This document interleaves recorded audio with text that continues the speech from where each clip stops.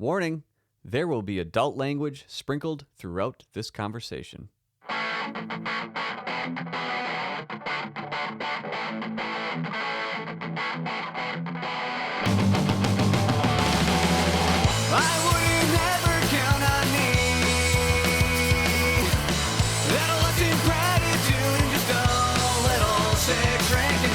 Hello and welcome to the first ever episode of Pinball Party, the podcast.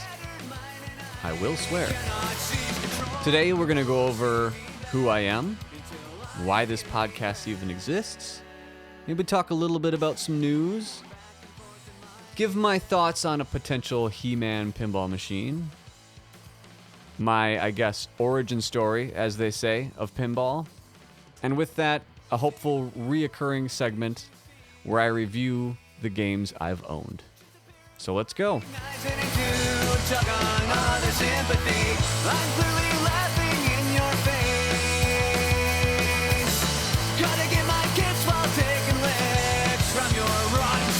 So who am I?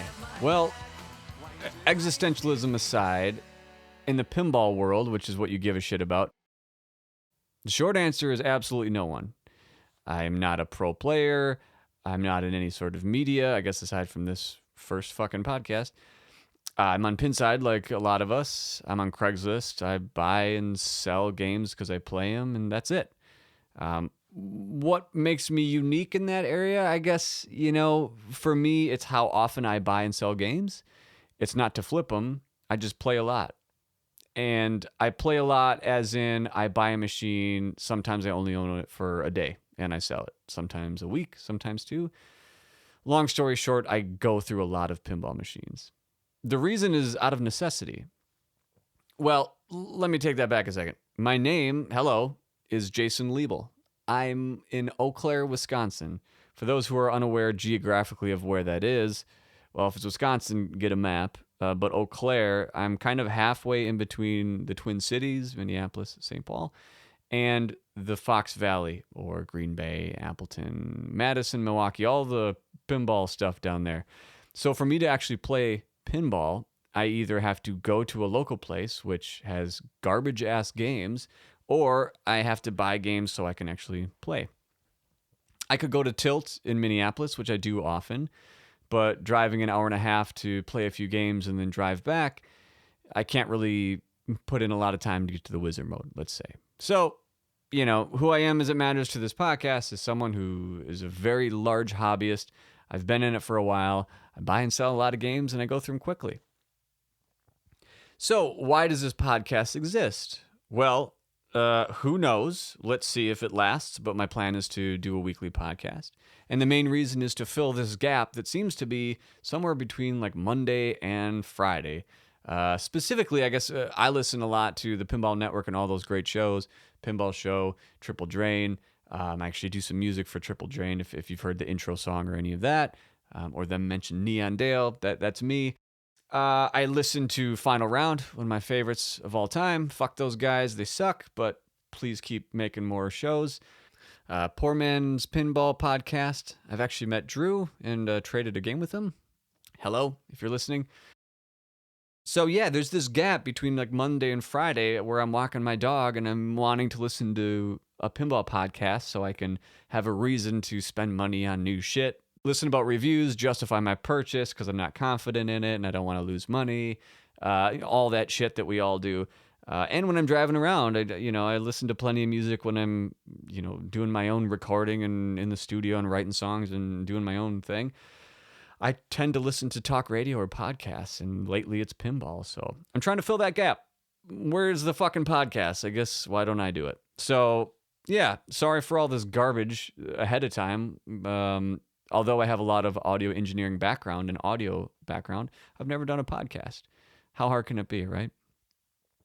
So we talked about who I am, which is nobody. Why this podcast exists, just to fill some fucking time. And let's talk about some news. The news, you've all heard before. You have access to the same internet that I do. You listen to the same podcasts that I do. So none of this is going to be news, pun, fucking whatever, to you. I guess the news of today is really, it's just a waiting game. It seems like, finger on the pulse, we're just waiting for Stern's next release, which sounds like it's going to be in the next couple weeks, if not next week. We've gone through the gamut of Back to the Future, of course, like we do always. James Bond. Venom seems to be the leading and most likely, I guess. And He-Man is another, which I'll talk about in a second. Other than that, the other most recent release is Toy Story, which we all know about. And, if you've got a chance to play it or not, I guess on that subject, I'll give my impressions. I've played Toy Story 4. I've played it at Tilt a few times. While I would love to own the game to play it in-house, I think it's way overpriced for what it is. Nothing against the game, because I think the game is really fun. I think it shoots great. I think the lights, the audio, the visual, all that, great pinball machine. I'd give it an A. At that price, I'd give it a C-. I think at the most, it's a Stern premium price point is where it should be. At that price point, $8,000 to $9,000, I'd own it for a few weeks, give it a test drive, see if it's really worth it long term. But at that price, it's just not, because if we buy it at, let's say, MSRP $12,000 ish, and I need to move it in a couple weeks because I'm done, I'm bored with it, like I do every game I have, I'm gonna lose probably $1,000 instantly. That's not conducive to the hobby, in my opinion, for what my needs are. So that's my little quick, review on Toy Story 4. Give it a letter grade. I don't know, B, whatever, B-, C- with the price. I have nothing to talk about news-wise aside from using it as like a little mini segue into what I do want to talk about, which may or may not be news, is if it is a He-Man / Masters of the Universe pinball machine. And the Masters of the Universe. I am Adam, Prince of Eternia and defender of the secrets of Castle Grayskull. This is Cringer, my fearless friend. What are my thoughts on that? My thoughts are, 1, yes, please.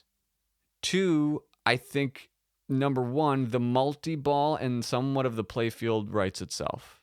And by that, I mean, think of Medieval Madness. Take the castle, rip them shits out, put in Castle Grayskull, play the game.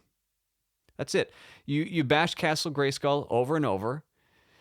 The drawbridge drops down. You lock a few balls. Or, I don't think it's destroy the castle, because that would be more like destroy Snake Mountain. I think if it was like He-Man focused, we'd want to destroy Snake Mountain like Medieval Madness. But so maybe the lock shot on the left of Medieval Madness in He-Man would be combined with the main drawbridge. The point is this. You hit the drawbridge a few times, it opens up. Let's say you lock balls in there, okay? And then when you hit it for the last shot, ball lock 3 or to start multi-ball, guess what fucking happens?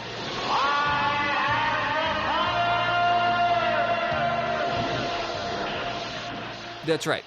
Adam turns into He-Man. The lights start going everywhere. The music kicks in.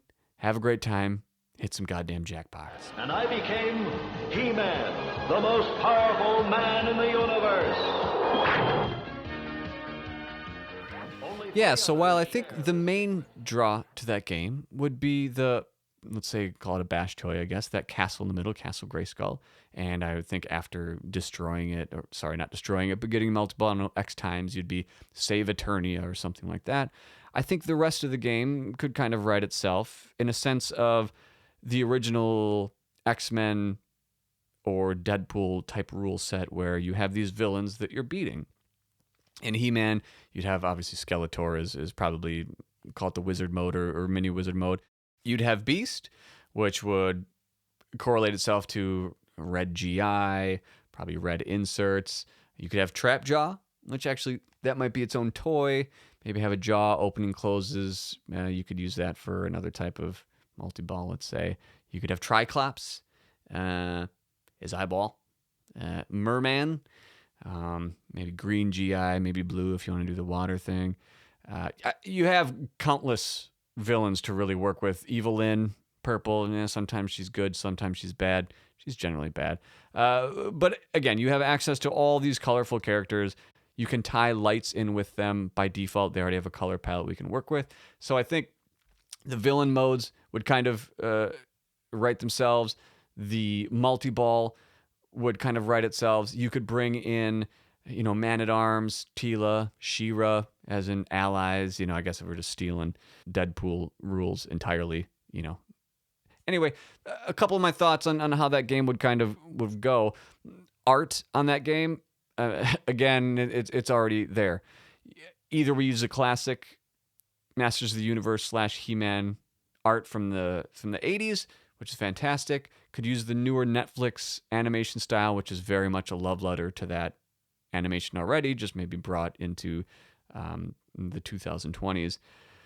Or, and this is maybe kind of a dream list for He-Man, is we find a way to bring in the Dolph Lundgren movie Masters of the Universe, which in my book is a solid A. Objectively, it's a D-, but it's campy as shit, and it's great. Evelyn looks great. Evelyn looks great. They did the obvious, which is let's replace Orko with Gimli from The Lord of the Rings and give him a circular piano, because of course, why wouldn't you? And make the whole movie based around fucking keys that open up to something to Earth where they eat chicken and girlfriend and boyfriend and her parents die and like who gives a shit? Whatever. But at least He-Man was in it and Skeletor turned gold at the end, so that's cool. Let's use that movie as like another separate art package, a la Halloween and Ultraman, or make it Uber Wizard mode, maybe the second or third Wizard mode. Everything blows up. The GI goes yellow or gold. Skeletor comes out. I think I sounded Canadian there for a second, but I'm not. Canadian Skeletor comes out gold as shit. Big fucking hockey stick, all that kind of stuff. Or do what Godzilla did, make one version on the LCD, I guess it wouldn't be audio, where Godzilla did one English speaking, or you could select Japanese on He-Man or Masters of the Universe, be able to select either animated or live action. And as we all know, the live action He-Man is as realistic as Christopher Nolan's Dark Knight, so I think it would go over very well.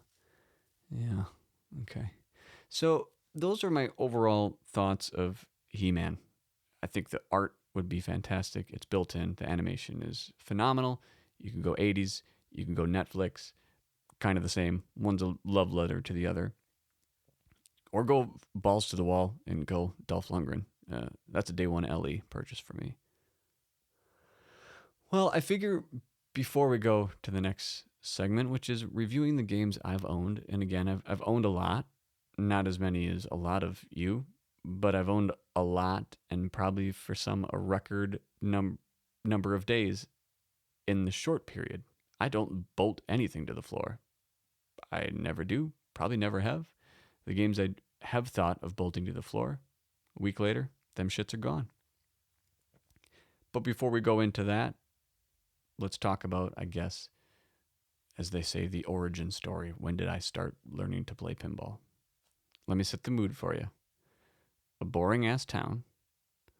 All people give a shit about is high school sports, college sports, jazz music, making tires, small appliances, and a bunch of mom and pop stores. So I did what any child, I should say, of my age, 16, would do. I smoked a lot of pot. I got addicted to cigarettes, and I partied all the time. It was awesome. When we weren't partying or working our shit $5 an hour jobs at pizza places, we would take our lunch breaks or drive after school to, in Eau Claire, the most popular places were Wagner's West and Wagner's 66.5 lanes. Again, just local bowling alleys. And the reason is they didn't give a shit if people under 18 were smoking cigarettes and hanging out. If they were giving them money at the arcade or whatever, they didn't bat an eye. So as someone who's under 18 and needed to smoke cigarettes and hide it from my parents, what better place to do it than in the bowling alley and at the same time play pinball? The games that first started me on my love of pinball, past the point of, just hitting flippers and doing whatever, were Addams Family and Twilight Zone. Those were the games where I first learned, with crowds of people, that there were objectives to go to. There was something called a wizard mode. if you did all these things lit up in the playfield, you would get to this extra mode that only the most badass people that sat there smoking a pack a day could get to. You had to learn ball control to be able to do it. Oh, you don't just hit the flippers whenever you want and the ball goes everywhere. No, there's directions. You slow it down. There's drop catching. There's post passing. There's all these little tricks that you learn. And what better way to learn than with nicotine running through your body and a little bit of THC to keep you focused? So Addams Family and Twilight Zone were the two big ones at both the arcades. But while those were being taken up, the kind of auxiliary games during that era for us were Fishtails, Gottlieb's Waterworld, surprisingly, which is actually what we played the most at one of them, and Attack from Mars. Attack from Mars needs no explanation. Waterworld was just, hey, we didn't have access to a lot, and that game was there, and it was super easy to get the multi-ball, so let's play the fuck out of it. The only other place we really went to play pinball was a place called Pizza Del Rey. Fantastic thin crust pizza. They had Medieval Madness, oftentimes touted as the number one pinball machine of all time. And that, of course, drew us in. Simple rule set, funny, great callouts, all that. Drew us in. So that's the era where I learned to appreciate and love pinball machines more than just put quarters in once and do something. There was objectives, there's a game to it, there's something here, something special. Obviously an avid gamer growing up with the Nintendo Entertainment System and then Sega Genesis and then PlayStation 1 and then it goes from there. Pinball was just another natural gaming avenue for me to explore. Fast forward, I guess, about, 15 years later-ish, give or take. I'm not going to do the math. Who cares? I decided at one point, all right, I have enough little extra money. Let me find out what a pinball machine costs. So this is around, I guess, 2015. I decided, well, I want to buy a pinball machine. It seems like the most appropriate thing to do in your mid-30s. You have some exposable income. It's stupidly expensive. It's heavy as shit. Yeah, I'll get one of these. So all I knew in my head was Addams Family and Twilight Zone, right? But I did play them enough in high school to know, I don't need to just tour the mansion again. I don't want to just get Powerball, and I don't need to play those games anymore. I did what you do at this day and age, and I Googled it. And of course, one of the first things I found was a website called Pinside. And I was actually struck at how professional this website was back then, even, of, it wasn't just a shoddy forum that didn't really work well and didn't, you'd make a username and sometimes get notifications and very IRC and all that. It was a very well put together website, something, similar to, I thought, even eBay quality. The market, what are the top 100 machines, forums, and all that. I immediately made a username, password. I created an account. It was something different back then. Hey, what it is now is Wild Rover. So if any of you see Wild Rover on there, that's me. Hello. I made an account and I just started looking, what's the popular games? And I didn't really have one in mind per se, aside from what I knew. And a few stuck out to me. Lord of the Rings. Again, I mentioned earlier, my dream theme already exists, and that's it. A giant Tolkien and Lord of the Rings fan. I was like, okay, if that pops up, absolutely, I'm going to buy it. But even back then, I could already sense that, these don't come up for sale as much, and they're kind of expensive, at least for back then. Like, okay, well, if it comes up, that'd be great, but whatever. Whatever in this kind of top 20 list pops up. And Star Trek Pro, the Stern was on there, Star Trek Next Generation, of course, Medieval Madness, Attack from Mars, and what was on there back then. Well, what happened was a couple weeks later, I was just roaming Craigslist, couldn't find anything. I learned to set up, string searches for pinball. As soon as I get notification, or as soon as one pops up for sale, I'll get an email. And it was actually the same day, Stern Star Trek Pro came up for sale. It sounds like the first game I'm going to talk about is the first game I actually owned, and that is Stern's Star Trek Pro.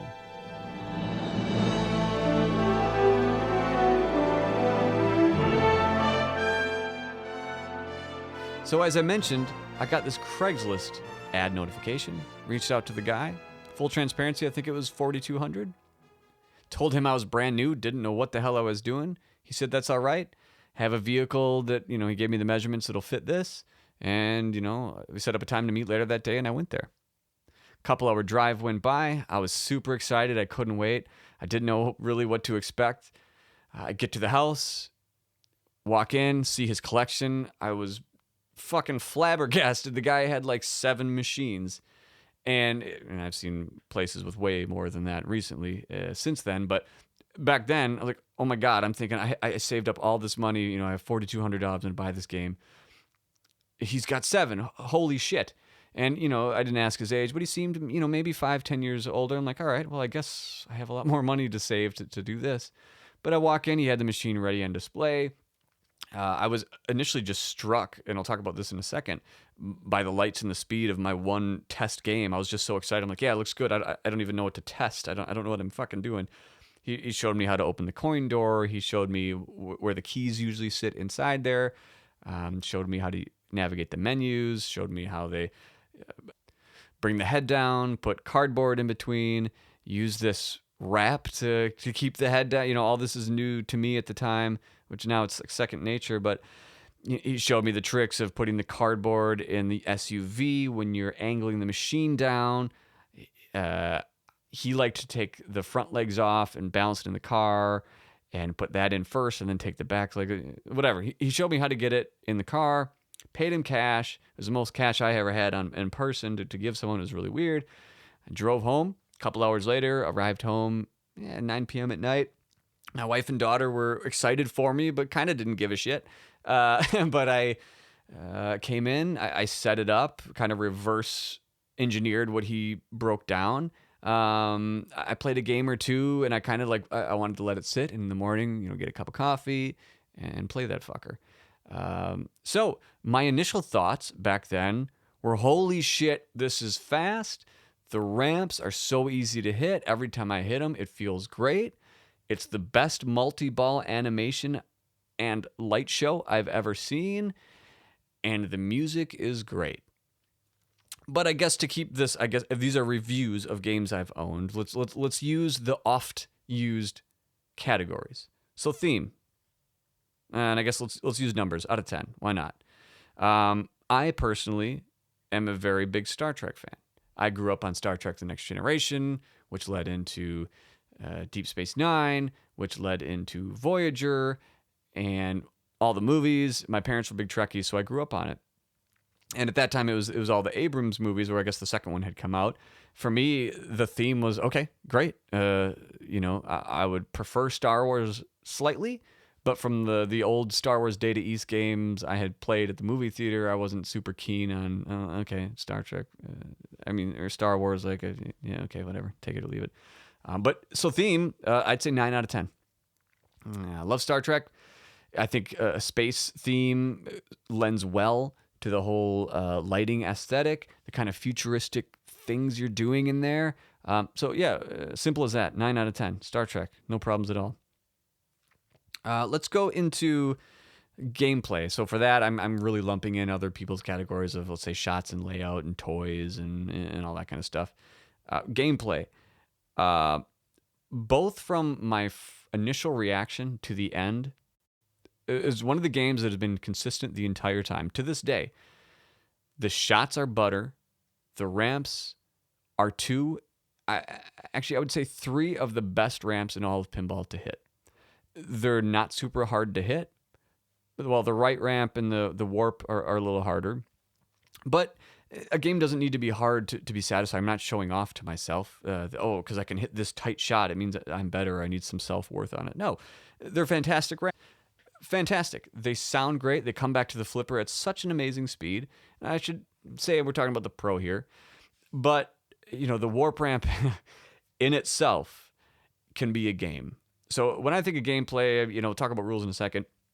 If the main thing is let's get through modes and multi-ball, and there you go. For me, the warp ramp itself is its own mode. When I start hitting that bastard 2-3 times in a row, my heart gets going. It's the most satisfying dopamine rush every single time. Once I hit, let's say, 4 or 5 warp shots in a game, I stop giving a shit about the rules. I don't care about going 3 wide, 3 deep, captain's chair. I care about hitting that fucking warp ramp. I want to get to 9.1. I have yet to get to 9.9. I guess, spoiler alert. I've gotten a 9.7. But it's one of my mini goals. Wizard mode, whatever. So long story short, I think that warp ramp itself is a game in its own. When you start hitting that over and over and over, I can't think of a more satisfying combo of shots in all of pinball, period. I can't.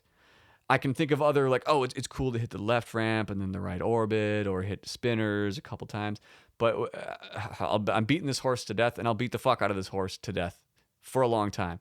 Hitting that warp ramp over and over and over and over without missing a beat, it's orgasmic. It is. So gameplay in itself, as far as the mechanics of feeling it, the shots feel great. Multi-ball is easy to get. Another 9 out of 10. Easy. Nay, 9.5 out of 10.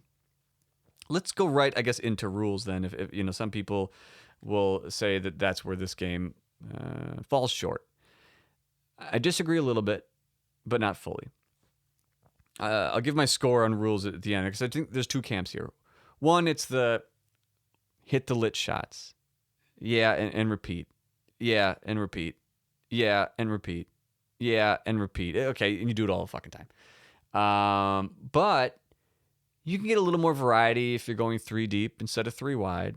The rules become a little more specific of where you want to aim, how you want to get the medals. You got the away team, so you can argue that there's a little more variety to it. But I don't think that's what makes this game great. The variety to some games are a detriment. And just a spoiler for I don't know how many episodes in the future it'll be when we come to Godzilla. I think that game has too much to do, sometimes paralyzed by choice. And I've owned it twice, and I've played the fuck out of it. We'll talk about that again in the future. But, a polar opposite of Godzilla, of you can go for jets, you can go for tanks, you can go for modes, you can go for multi. Pick your poison. Star Trek is like, well, you can either go for multi-ball, you can go for the modes, or if you add in my personal taste, you can hit that motherfucking warp ramp. You can get these mini wizard modes. You can almost call Captain's Chair a mini wizard mode if your game is going shit. But the multi-ball, it's so easy to know what to do. And they're different multi-balls. The Vengeance, I guess I speak of. And it's really great for newcomers, or my wife, or anyone else playing. Hey, hit that big ship in the middle. And it's a very satisfying shot when you hit that ship. I consider this part of the rules, because the rules are, once you hit the Vengeance, I forget how many times, 6 or 7, when you, I don't even know if it's called shields, but when you get multi-ball ready in the Vengeance, the lights are telling you exactly what to hit. And when it's ready, you hit it, the lights come down. One of the best call-outs in all of pinball. War is coming, and who's gonna lead us? You? And then your ball just floats there on a magnet. And it's pretty clear, I guess I should hit that? And you don't have to hit it. Multi-ball will progress regardless. But if you do hit it, you get an extra ball. And for me, I consider these balls kind of missiles or proton torpedoes, if you will, in the game that you're hitting the Vengeance with. So you just get access to more weapons. I think that alone is a fantastic, tiny little piece of rule, piece of code, if you will. So while the modes themselves, I would say, are a 6 out of 10, they're fine. They're passable. I think the extra modes within there, which I consider the warp ramp a mode unto itself. You have the Klingon multi-balls. You have the Vengeance multi-balls. You have the Captain's Chair super spinner, super pops, super ramps. You have the away mode. I think as a package of rules, it's easily an 8 out of 10. So I'll use this next category as a twofer. I'm going to call it visuals. So art and lighting in one. I think the overall art, ink to wood, ink to vinyl, whatever you want to call it, passable. 7 out of 10. I'm not showing people, look at how great these triangles look. I'm not saying, look at this blue background with some colors and white lines, like I may, let's say, on Turtles art or Metallica, fantastic art. It kind of looks like, industrial ship, how it would look maybe, being an engineer on the Enterprise, let's say, just kind of like buttons and where you got to tap. It fits. But the lighting, on the other hand, this was the first time in pinball where I thought to myself, holy shit, you can do a lot with lighting. Because keep in mind, my history of Twilight Zone and Addams Family, they do a little bit. But back then, you're in a dark bowling alley. It's just a few lights in the playfield coming up. Half the time they don't work because no one gave a shit, at least where I was. If things were broken, you just found a way to work around it. But in Star Trek, it's overall bright as hell. You hit a shot and things blink. Like, whoa, what is that? You hit the Vengeance, everything starts pulsing. Hit the ball, hit the ball. I'm like, oh my God, like they're actually setting mood in this game. But to me, the creme de la creme, and I think of all pinball, I mean, if I can correct myself while I'm saying this out loud, I will, but I think Star Trek has the best extra ball lighting and moment of any pinball. As soon as you hit it, all the flashers start going, and in the extra ball, it spins around. And I mean, the voice line aside, I just think the whole encapsulation of all these lights going on, it's after a 3 satisfying hit of the warp ramp, or if yours is on auto, it might be higher. But not only do you get the satisfaction of hitting the warp ramp for a third time, you get an extra ball lit. The extra ball is a very easy shot.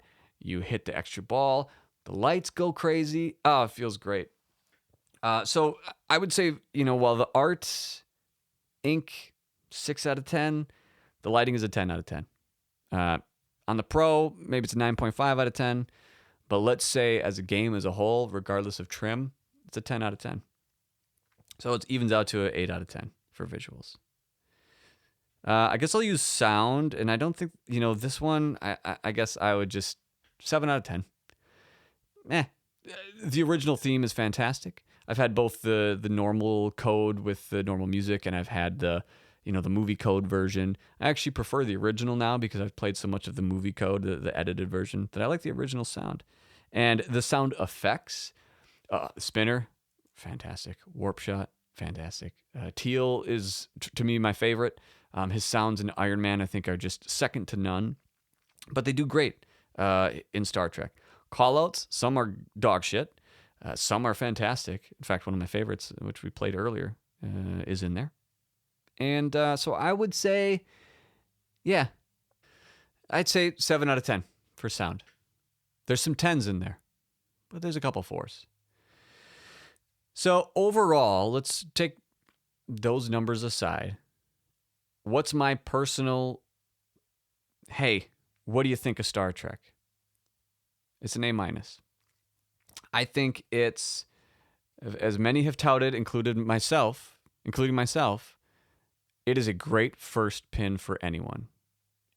And a little spoiler for, hey, the games I've bought and sold and which games have I got back. I've owned Star Trek Pro 3 times, and I currently own a Star Trek LE. So for me, it holds a strong enough place that I tried it a few times. I was like, this is a game I always kind of want to have, but I actually want to have the best of it. Because all the LE does is elevate everything about the game. The visuals go up because of the warp ramp lights, the RGB and all the inserts. Well, in LE, I mean, you name it. That's an 11 out of 10 for visuals. The sound, I guess there's not a lot of change there. The gameplay, just a few extras. There's the VUC, there's the up kick, the ramps are metal. Just a couple tweaks. Theme doesn't change. Gameplay, I'd say, improves with like the small shit. I don't know, the warp ramp chasing lights. Oh, fuck, it's so good. It's so good. When you hit that warp ramp and those lights, oh my God. It's right behind me. And when I'm done here, I'm going to play it. I'm just going to play it again. I had a great game yesterday morning. It was like 210 million, something like that. Got that warp ramp up to 9.4. Oh, so goddamn close. Anyway, LE is a different matter. Star Trek Pro, overall, A-. It's a great first-time game. It's a great game for you to love all the kind of current things about pinball, aside from maybe the LCD screens of the Spike 2 and the JJP, etc. But it's a great, hey, you liked Twilight Zone, Addams Family, all that shit in the 90s. Welcome to new pinball. Star Trek is a fantastic first. So the theme of 9, gameplay 9.5, rules 8, visuals 8, sound 7. What do we got? Percentage-wise, we have 83. So I guess numerically we're like low B, but my personal opinion, it's about an A- overall package. So I guess numbers don't always report the facts, is I guess the lesson here. Anyway, thanks for joining. We talked about who I was in the pinball world, who I am, I should say, which is really nobody, but an active hobbyist who likes to give back when he can. I made this podcast to fill a void, and I guess got nothing else to do. We talked a little bit about the news. We talked about my kind of what He-Man pinball, in my opinion, could somewhat be. And we started a segment of reviewing the games I've owned, and we started with Stern's Star Trek Pro. Next week, we will talk more news. We will talk about another possible, well, maybe the game will already be announced. But I have another couple ideas for a rumored game title. And we will continue talking about my pinball history and reviewing the next game I bought after Star Trek.